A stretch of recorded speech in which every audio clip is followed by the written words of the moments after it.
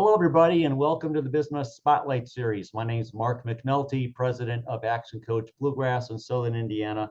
And today I have Brian Sampson, who's the owner and president of ServiceMaster Trifecta. Thank you, Brian, and welcome today. Thanks, Mark. Thanks for having me. I don't usually do interviews with Notre Dame alums, as I'm a Purdue alum, but I know we have many common connections, and I think you interviewed my friend Ray Strothman recently, and so I'm honored that you would ask me to be on your show. Yeah, that's great. So today, folks, we're going to be talking a little bit about Brian's journey, about his business, his journey there, challenges he's had to overcome, best practices, and just share a peek into what it's really like to build and operate a business. Now, if this is your first time listening in, be sure to like and subscribe so you get notifications when we drop new interviews just like this one. So Brian, welcome again, and thanks for being here. So tell us a little bit about your background and how you came to become the owner of ServiceMaster Trifecta. Yeah, well, I'll start with ServiceMaster a little bit. So at ServiceMaster Trifecta, we help residential and commercial customers restore their lives, their property, their businesses by eradicating debris and damages that are caused by fire, water, and mold.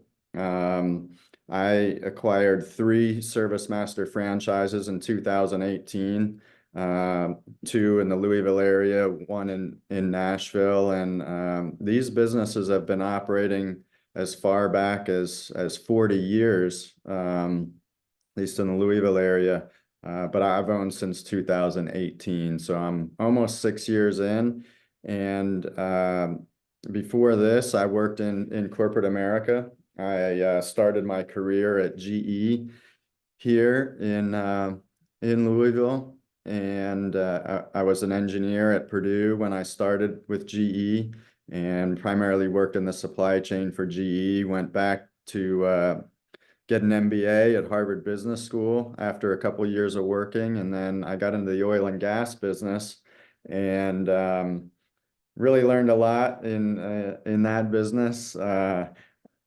It's a roller coaster to be an entrepreneur. It's a roller coaster to be in the oil and gas business. So, I learned the up cycles and the down cycles, which can be pretty extreme. And I think you learn as much in the down cycles as you do the up cycles. So that was a fun part of my career, but a lot of challenges too. Yeah. So what possessed you to buy a business? Yeah, I ask myself that a lot, Mark. Really, I think, I'd sort of reached my limit in corporate America. And when I say reach my limit, I sort of just had enough and wanted to build my own thing with more freedom. So that was part of it. But also just, personally, I've got 4 kids, and especially in my oil and gas career, I moved around a lot, about every 2 to 3 years, moved to a different city.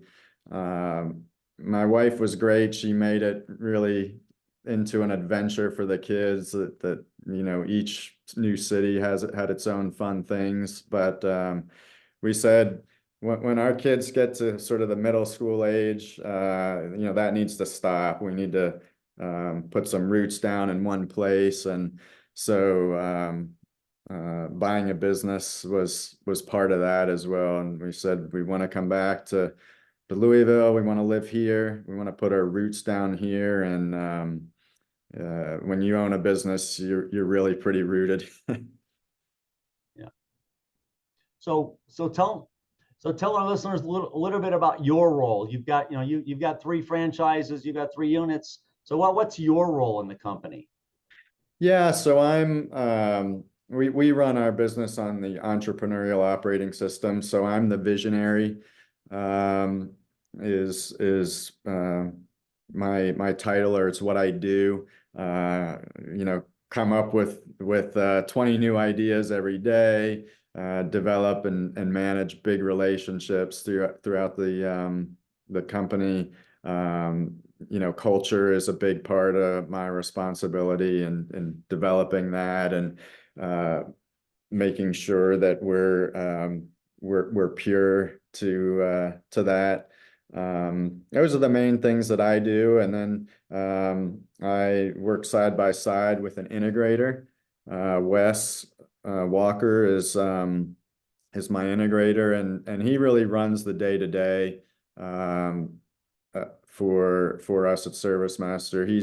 He's got a very complementary skill set to me, and so makes up for me in a lot of areas where I'm not strong.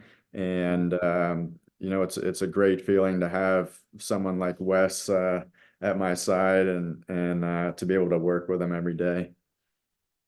Okay, awesome. So, who's your primary audience for the business? Who are your typical customers? Yeah, our typical custom, there's really two ways to look at it. We're going into homes and businesses every day, so our customers in that regard are homeowners, business owners, and we're trying to get their homes back to normal as quickly as possible. If they've been flooded or they've had a fire, we want to get them back into the home, get the home rebuilt if there have been significant damages, and if it's a business, we want them to get back into business as quickly as possible, minimize that business interruption. But the other kind of way to think about our business and our customer base is it's insurance agents, insurance adjusters, property managers, facility managers. And that's more of, what I would call like the recurring business is the agents and the adjusters that have worked with us, and they will refer us to homeowners and business owners. You're only going to have a water loss. The actuarial data says once in every 7 years, you're going to have one. So I don't know if you've had one, Mark, or not, but if it's been 7 years, make sure you're ready, and you know who to call. But once every 7 years, a homeowner is going to have that. So we kind of think of the agents and the adjusters as more of our sort of recurring business that they'll refer us out to numerous policy holders. Okay. So what makes you, so there's a lot of water damage restoration companies out there, right? Yeah. What makes you stand out? What makes you unique? Yeah, what we say makes us unique, it's really a combination of things. And so I would say, the three uniques we talk about are being the safest choice in restoration, being a company with a heart, and being a local company with a national footprint. So none of those things really in and of themselves make us unique. There are plenty of restoration companies, that are sort of franchise model or locally owned, but they have a national footprint. And they may be full service like we are too. So that in that way, they're a safe choice. They can do the rebuild as well as the mitigation. But we think being a company with a heart in combination with those two other things is pretty unique for us, that our employees are very empathetic.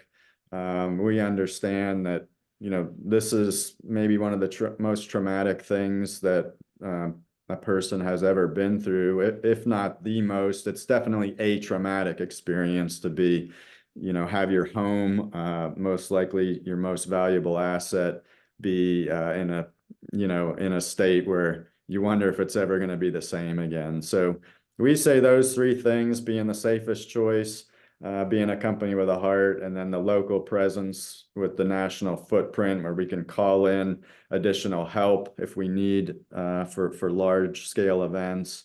All of that is what makes us unique. Okay. So tell me more about safe choice. That's an interesting way of looking at it. Yeah, safe choice. What I would say about that is, we want to be the easy button for the insurance agent and the adjuster. And so what the easy button means is they can refer a homeowner to us, and we can take care of them from the start to the finish, which means we can take care of the mitigation. The mitigation phase is sort of drying out the house, and we can take it through to the reconstruction. If there are floors that need to be replaced, if there are walls that need to be replaced, we can do all of that. We'll work with the homeowner and the insurance company, and we're really working on the homeowner's behalf to make sure that they're getting what they've been paying for in their insurance premiums. And we don't want them to have to call their agent and be asking a lot of questions. So one of our core values is to communicate proactively. We want to explain to them what the process is, what they can expect, and kind of minimize the disruption to the insurance agent. So that's kind of what being a safe choice is all about. And of course, it's about operating our business with integrity, which is really just a given, just a ticket to the game. Mm-hmm. Yeah. Okay, great. Appreciate that. That helps a lot. So, going back to, the business, what are some of the roadblocks that you've had, or challenges you've had to overcome over the last, 5, 6 years since you took over the local franchises? Yeah, there have been a number. I think one of the big challenges is was just buying 3 businesses, in a short period of time. That they were small businesses, but they were all owned by different families, and I underestimated the challenge of running 3 small businesses and trying to merge the cultures into one. So that's been a huge challenge for me. I'd say we're still on that path, but we're a lot closer to having a common culture now, than we have been. Of course, COVID was a great challenge for every business owner, every leader, in every company or nonprofit.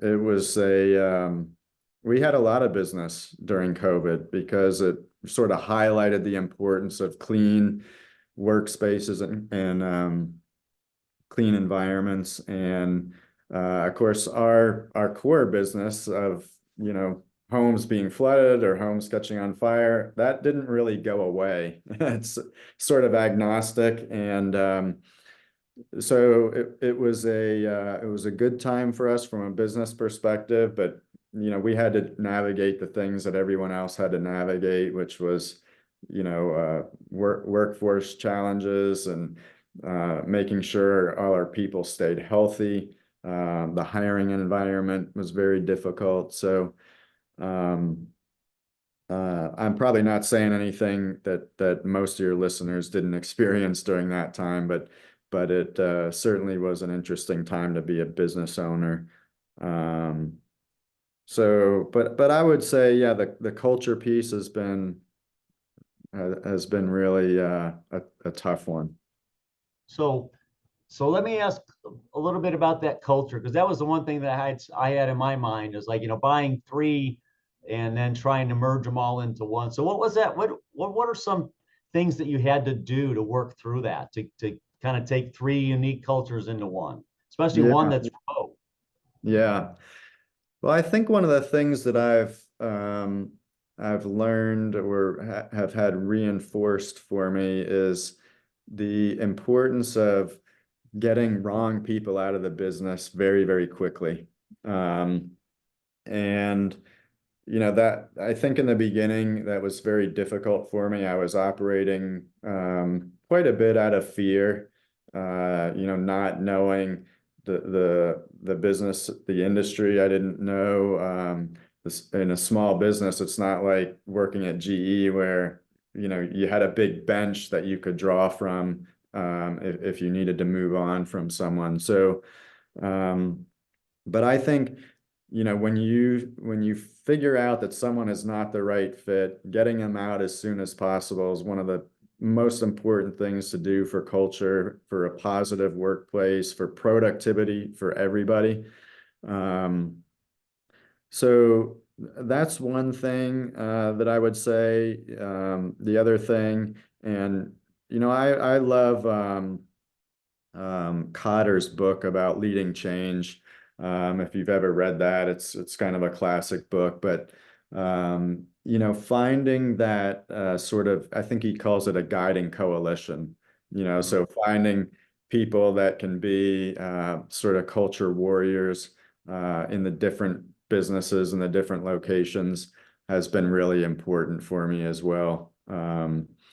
So I would say those are some of the key things. Okay. So how have you had to adapt your leadership style coming from corporate to small business, multi-location? What have you had to change about you to be to be the right leader? Yeah, it's I'm still learning that, Mark. And the one of my the best books that I've read in the last couple of years is a book called People Fuel.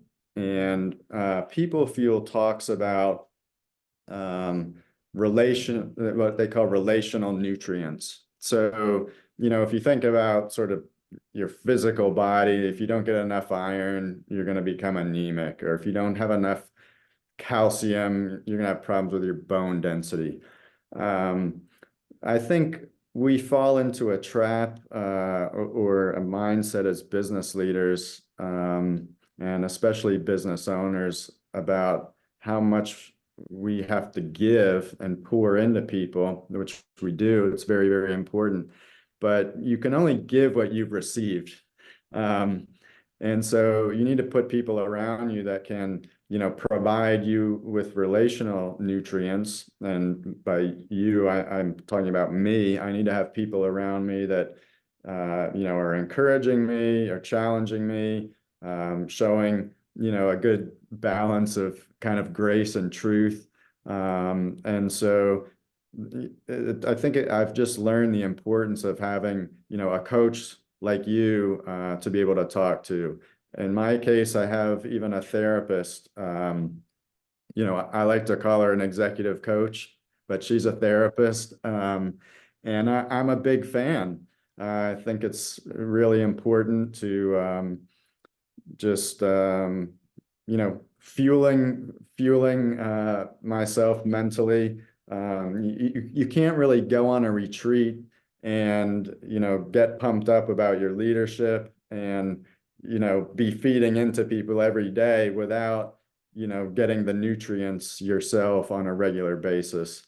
So I think that's one of the biggest things I've learned about my leadership is just the need for others around me to provide support, to be able to ask questions, maybe just that will listen to me rant and rave once in a while. Yeah. Okay. Awesome.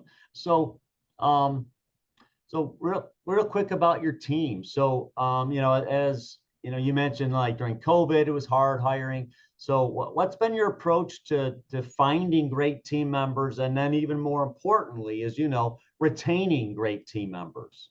Yeah. Yeah, I mean, we've kind of been all over the place as far as recruiting. And I would say, one of the mistakes I've made or things that I've learned is it's probably not a good idea to hire friends and family. So, if you're a business owner, that's probably not a source you should be looking at, or if you are, take great caution in that because it's very difficult and it can put some stress on your personal life for sure. But we've utilized in some cases recruiters to help us bring people in. We've for a good majority of the time had our own internal HR doing recruiting. We've connected with some different organizations that are either like refugee organizations, or they are maybe some second chance organizations. We've partnered with some military recruitment to bring people in from the military. So we've done a lot of things on that front. I think, like you said, even more importantly is how do you retain the right people when you get them, and minimize that turnover. And our industry is a high turnover industry, and so some of that is natural. Uh, um, but I think as we've developed the culture, we've got to I got to a point where I said, I don't ever want to hear again someone tell me that they didn't have a chance to grow, and they needed to leave, to grow their career. And so I think we've done a pretty good job to put in a career path, especially for entry level people coming in, to say, here are the things that you need to demonstrate as a technician before you can become a lead technician. And then and when you become a lead technician, of course, you're going to get a pay increase, and then there are going to be the steps to become a project manager. And when you complete those steps, and we have the need for another project manager, you'll have the opportunity for that role, an increase in pay, responsibility. So I think that's one of the most important things that we've done as far as retention. We could celebrate wins more. That's something we talked about last week on our annual planning meeting. We don't do a great job celebrating the wins. We do have fun together. We had Christmas parties in both of our locations. We'll do those kind of things throughout the course of the year. We'll have celebrations for people that have maybe gained a new certification, or it seems like we've had a baby boom the last 2 years. So we've had sort of showers for folks, and we load them up with like a garage full of diapers. So usually they don't have to buy diapers for about a year. But I think that's still an opportunity where we can improve, is on, having a little fun together, celebrating, and that's, an important part of retention too. Right. Yeah, I'm always, preaching to business owners that when I talked about retention, is it's amazing how we can always find 10, 15 minutes to talk to an employee about something they messed up. Yeah. Yet we never seem to be able to find the 30 seconds to say, hey, great job. Yeah. Yeah, And I agree. That's it's one thing I mentioned, Wes, my integrator. Wes is really good about both of those things, giving the corrective feedback very quickly, but also giving the positive feedback quickly. And I can tend to overlook that quite a bit, but Wes is very good at it, and thankful, as I said, to have him. okay. Oh, that's good. It's good to have that well-rounded team to help you out. So, Yeah. uh, so fast forward a little bit. So, where do you see things for the business in the next, kind of 3 to 5 years? Yeah. Well, the last 2 years, we've grown about 40% each of the last 2 years on the top line.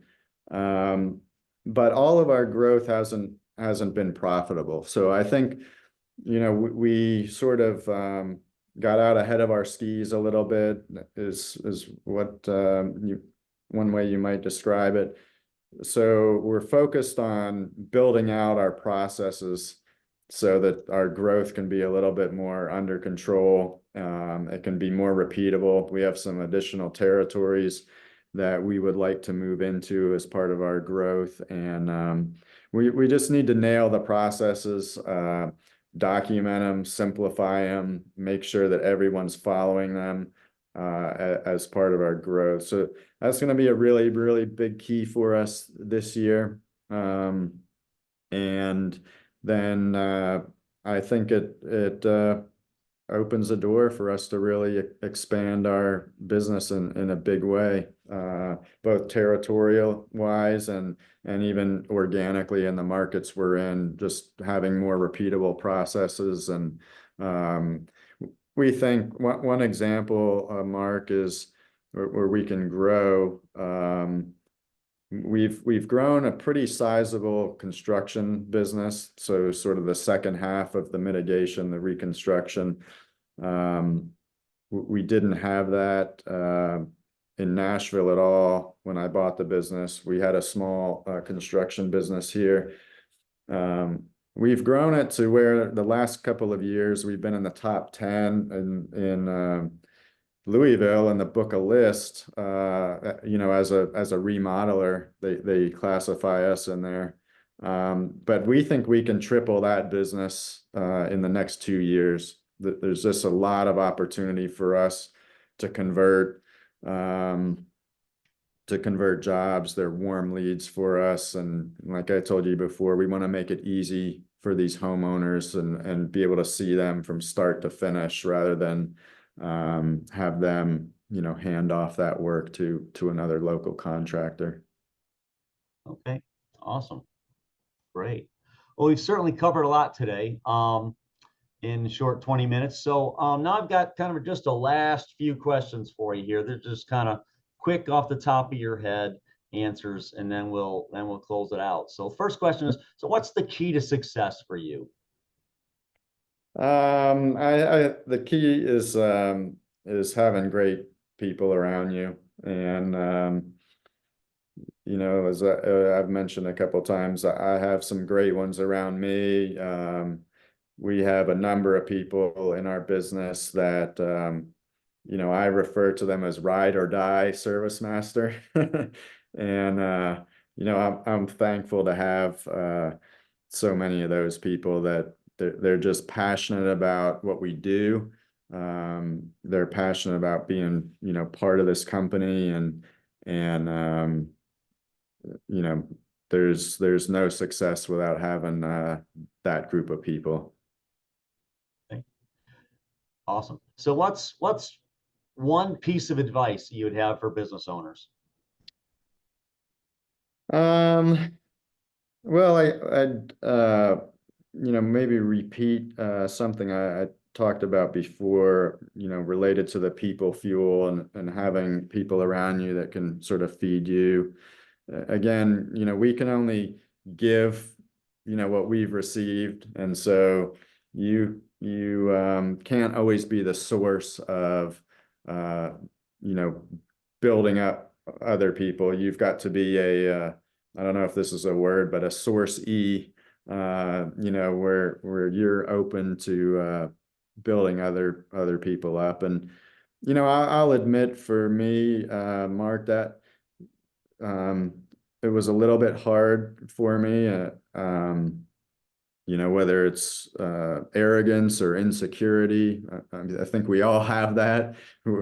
We're not secure enough to admit that we all have it, but we all do. And it's easy for me to think, I ran a $200 million business before. I have a Harvard MBA.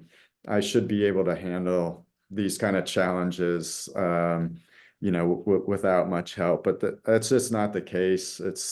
I've found it's so much harder to run this small business as an owner and have the stomach for some of the things that you go through as an owner. And so that support system is just absolutely critical, whether it's, coach, therapist, life group that you have. I think all of the above are probably the right answer. Okay, awesome. So you had mentioned a few books. What would be your number one book you would recommend to other business owners to read? So besides people fuel, I think, and I don't read a whole lot of business books, Mark. I feel like a lot of them are sort of regurgitating, not original ideas. But one of my favorites over the last, I don't know, several years has been It's Your Ship, Yep. Management Techniques from the Best Damn Ship in the Navy. Michael Abrashoff is the author. I had the chance to hear him speak last year at our ServiceMaster convention. Oh, Um, okay. but I really like that. It's a story of how um, he transformed a struggling naval ship into like the best one in the fleet by empowering his crew and really fostering a culture of ownership and accountability with the people on board. So that's one I really recommend. Yeah, the USS Benfold. Yeah, that's right. Yeah, yeah, I love that book. That's a great book. So, Yeah.